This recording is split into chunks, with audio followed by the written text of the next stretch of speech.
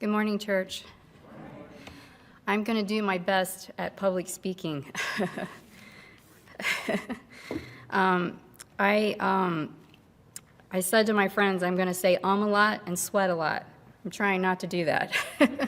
I've practiced this and read over it many times. This story is very sad in some ways, but there's a happy ending. So I'm going to try to keep my emotions together. I've cried many tears this week as I've read over this and reword it, if you will. So if you allow me to pray for a moment. Dear Father, I pray that you give me the calmness that I need to share this story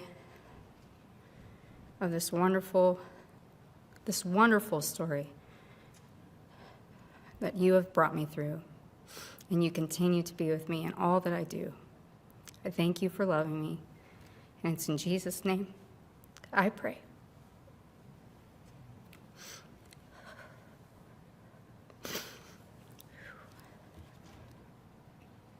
Have you ever felt trapped in a situation? I certainly have. I was lying in my bed in an apartment that I shared with 3 other college students just off campus at Wright State University. I woke up with the thought that I should get up and go to church. But I had a real problem. I did not go to church. I did not know where to go to church. I brushed off the thought and went back to sleep. As the weeks went on, I found the thought returning often. I found it interesting that I always awoke early with the thought, with plenty of time to get up, get ready, and go to church. I finally called my mom one day and asked if she would take me to church. She had been raised Catholic, and when I was very young, as a little girl, she had taken me, my siblings and I to St. Mary's in Franklin, Ohio, just down the road. I always liked the church as a child. There was these wonderful stained glass windows that went along the sides, and it would tell, all these biblical stories, if you will. And I just, as a child, I would study them earnestly, and I loved looking at them. My mom was very reluctant to go. I recall her telling me that she did not want to go, but maybe another time, she'd say. I had ended up asking her several more times, to no avail. I finally decided to go on my own. One Sunday morning, I woke early, got ready, and drove from Wright State to St. Mary's in Franklin. I walked into the church. I sat in the very back pew to the far right. I was not sure what I was doing. The offering plate came by. I put the only $2 I had in the plate. I did not speak to anybody, and nobody spoke to me, and I felt very confused and alone. As I walked into church, and I sat in that, I went back a little bit. You may wonder why I'm sharing this particular incident and why it is significant. It is greatly significant to me because it represents the beginning of my transformation. I was not living or hanging out with anyone who spoke about God or went to church. I was busy hanging out with the wrong crowd. I was busy doing what the wrong crowd did. I had a job. I was a full-time student, but I allowed myself to become what I never intended to be.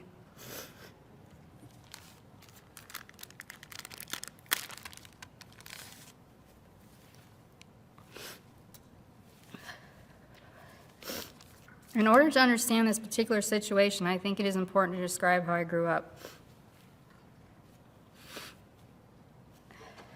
I'm one of 5 children who grew up in Franklin, Ohio. I'm the second oldest. I have an older brother and 2 younger brothers and a sister. My mother was raised Catholic, and my father was raised Pentecostal.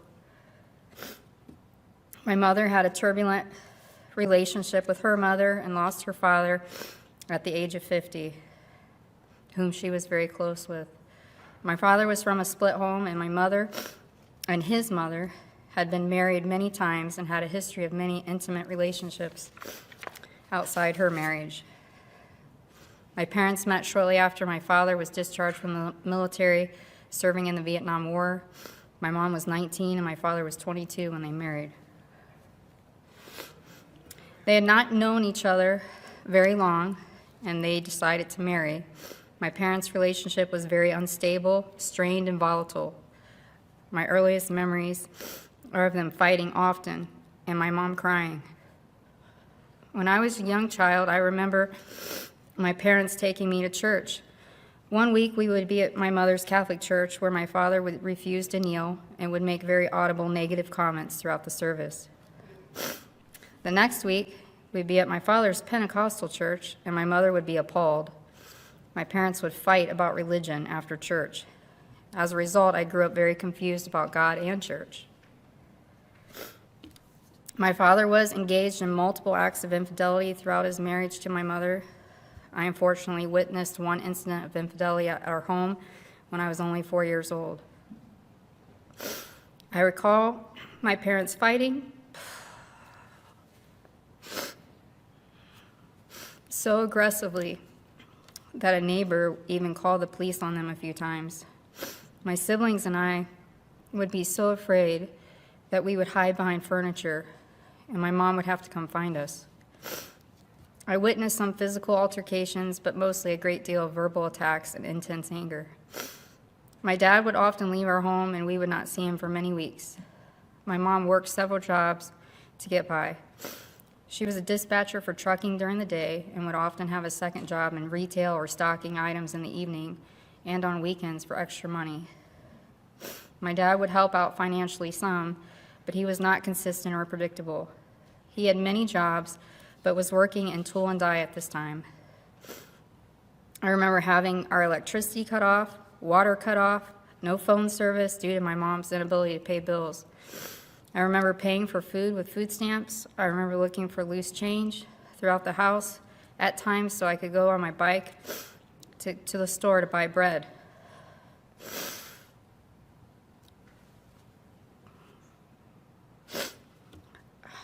I remember a neighboring church bringing food. I remember donated Christmas presents.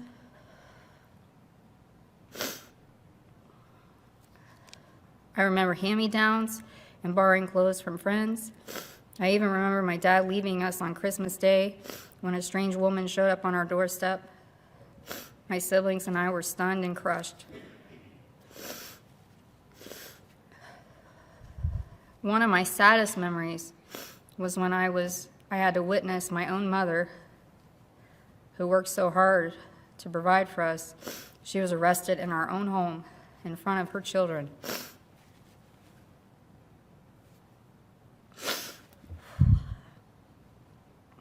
It broke my heart. She had been arrested for writing bad checks at the grocery store to buy us food.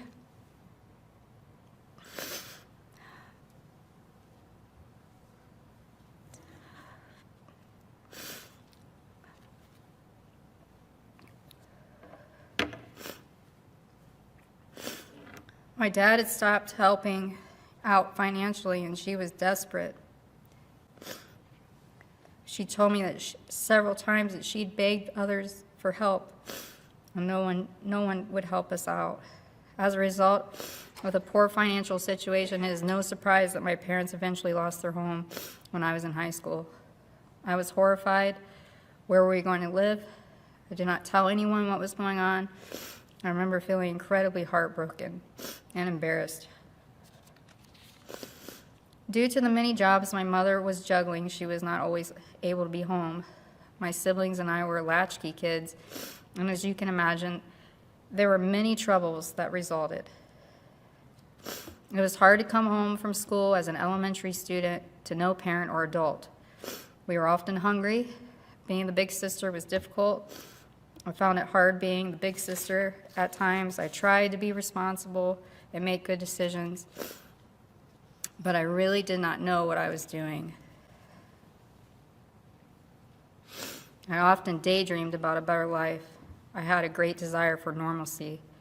I was not sure how that would be possible, but I figured I could find a way. My mom was always so sad and stressed. Regularly, I would often find her in her room crying. She gave everything she could to my siblings and I.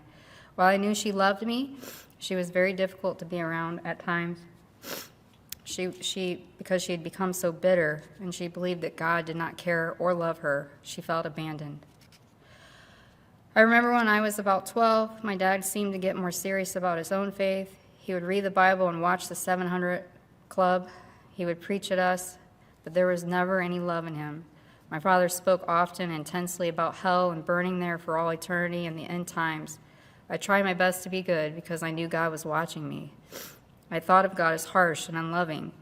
He was not a God that I could ever conceive being close to.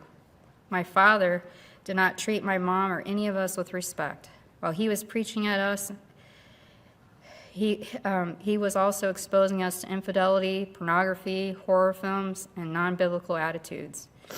We all saw him as a hypocrite and began to become very leery of religion and even of God. As a result, I came to the conclusion that I could believe in God without attending church.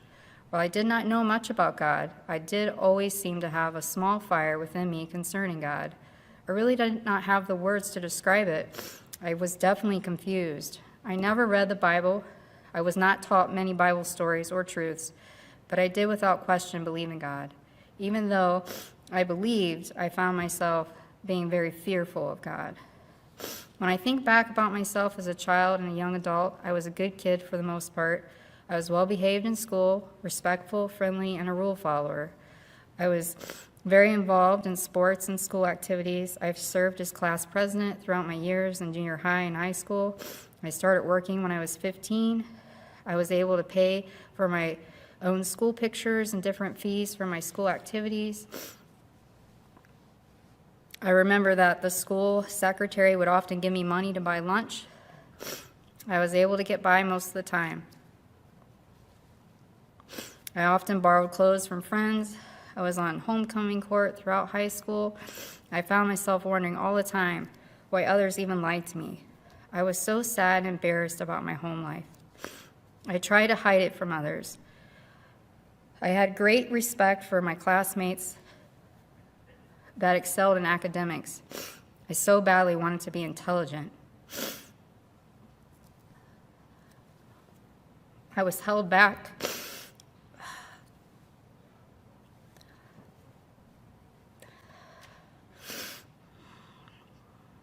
In the third grade, this always hung over me and tormented me greatly. My father had pulled my siblings and I out of public school and placed us in a new private Christian school in Middletown. The school was a big fail. They had us learning from workbooks, not teachers, and as a result, myself and two of my brothers were all held back when my mom placed us back in public school. When I graduated from high school, I started my long journey through college. I was completely lost. I had no guidance or idea what to study. It took me 5 years to graduate with my first bachelor's degree in counseling from Wright State University. It was while I was at Wright State that I had unfortunately got mixed up with the wrong friends. It was a slow fade for me. At first, I was very reserved and did not engage in some of the activities of my friends, but eventually I changed. I had discovered alcohol and its ability to help one escape, at least for a little while. I began drinking so heavily that I was blacking out. I would wake up and not know where I was. I would walk home to my apartment in the middle of the night, and as a result of alcohol and the horrible effects and experiences of all of it, I did experience 2 different assaults. I shudder to think about what other horrible things could have happened to me. I eventually found myself at rock bottom, and this is where my story picks up with thoughts about attending church. About a year after I had visited St. Mary's, I had graduated from Wright State, and I had moved into an apartment with my sister and 2 other roommates. I remember struggling with myself and the state of my life. I was not happy or content. It was hard to find a place to be alone because I shared a room. I went into the master bathroom and sat on the floor, and I prayed. I really did not know how to pray I did not even realize that I was repenting. I told God how sorry I was for the life I was living and how sad I was. I told him I did not know where to go to church. I told him I did not know anyone who was a Christian, nor did I know where to even find a Christian. I asked him to send a Christian into my life. I remember crying and also feeling quite heartbroken. It was not long after that prayer that I met my husband, Paul. I wasn't able to find a job with my bachelor's degree. Fortunately, one of my jobs, or many of my jobs in undergrad, was working in libraries. This experience opened the door to get a job at Miami Valley Hospital in their medical library. I enjoyed the order and structure that a library gave me. As a result, I decided that I wanted to move forward and obtain a master's degree in library science and become a research librarian. Paul had come to Miami Valley Hospital to complete a one-year dental residency. I was in charge of the residents' book stipends, and this is how I met Paul. I remember at first, it was just small talk, a movie, and dinner. I found him to be well-spoken and serious about his future endeavors. One Friday evening, I remember stopping by his apartment for a visit. He told me that he would not be around Saturday because he had plans to go to church, but he would call me later in the day. I just could not believe my ears. I said to him, "You go to church?" And I did not think much about him attending on a Saturday because I knew there was Catholic masses on Saturdays, so it wasn't that big of a deal to hear him say he was going to go on a Saturday. I immediately said to him, "Can I go to church with you?" He seemed a bit stunned and surprised. He then told me I could come with him, and he let me know what time to be back at the apartment in the morning. I attended the Kettering Seventh-day Adventist Church for the first time.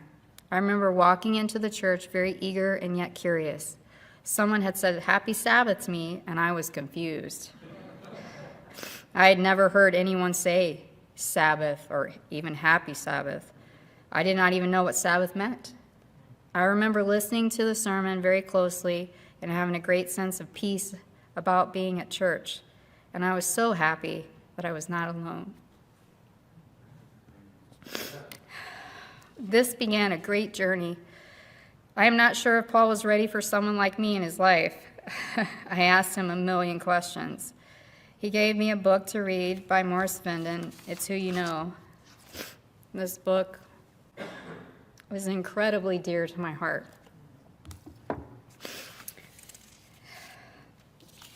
I took that book and I started reading it right away. I even read it on my lunch break. I remember tearing up in the cafeteria as I read it. The book was filled with the message of how much God loves you, how much he cares for you, how much he wants to help you. Unbeknownst to me, I guess Paul had seen me in the cafeteria sitting by myself reading this Morris Venden book, and he could not believe it.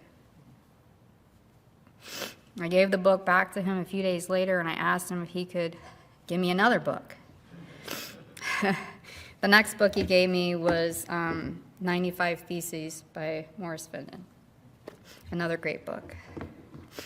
There was not enough time to share all that I wish I could. I ended up moving to Cleveland, where Paul was from, and began my second bachelor's degree in nursing at Cleveland State.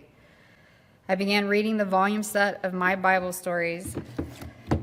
All the things that a lot of people get to learn as a child, I didn't get to learn. So these were wonderful because I was introduced to stories that I'd missed out as a child. I read them volume by volume. There was so much I did not know. After some time, I began studying with a pastor for many months. I had decided to be baptized. I called to invite my mom. She was very upset and did not want to speak to me. I had been baptized into the Catholic Church as an infant without my father knowing, and she felt I was being disrespectful to her. When I did get baptized, I had no family present. This made me sad, but I was so amazed and grateful for all of God's love and mercy. Paul and I married in 2000, fixed up an old house, finished nursing school. I worked, got my master's degree in nurse anesthesia, relocated back to Southwest Ohio, We had a preemie, Nathan, who scared us to death, being born at 28 weeks and only weighing 2 pounds and 3 ounces. Facing a very health situation myself that took me 2 years to recover from. And then my daughter Emma, at age 2, faced a very serious health crisis. Paul also lost his father at the age of 62 to leukemia. My mother passed in August of 2019 to a very rare disease that caused her great pain and agony. I had been assisting her with her peritoneal dialysis. I did everything I knew to do. Her illness was very traumatic for me, and I'm still working on my recovery from her heartbreaking death. I did get to witness her inviting God into her life a week before she died. This is a great story for another time. I lost my father 6 months after my mother's death. My father's life was quite tragic. His death has been a trail of sorrow and woe. God not only answered my prayer in the bathroom that day, but he has done amazing things in my life and brought me through a great deal. I have experienced great pain and suffering. God, in all his loving mercy,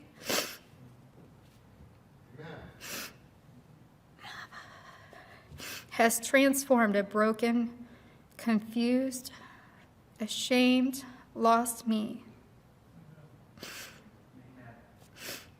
What words can I really describe this experience with? God's love is a beautiful mystery. I have experienced incredible answers to prayers, strength, guidance, encouragement, and peace in knowing him. Praise be to God, who has not rejected my prayer or withheld his love from me. Psalm 66:20. I want to leave you with this last parting thought. To those of you who do not think you have a story worthy of a testimony to share, you are the light that I was looking for. Just as spoken in the book of Matthew 5:16, which says, "Let your light shine before others, that they may see your good deeds and glorify your Father in heaven." We need many lighthouses. You are part of the treasure map that is leading the lost to God. Please keep your light strong so you can be used by God. Your light represents hope, peace, and home. Thank you.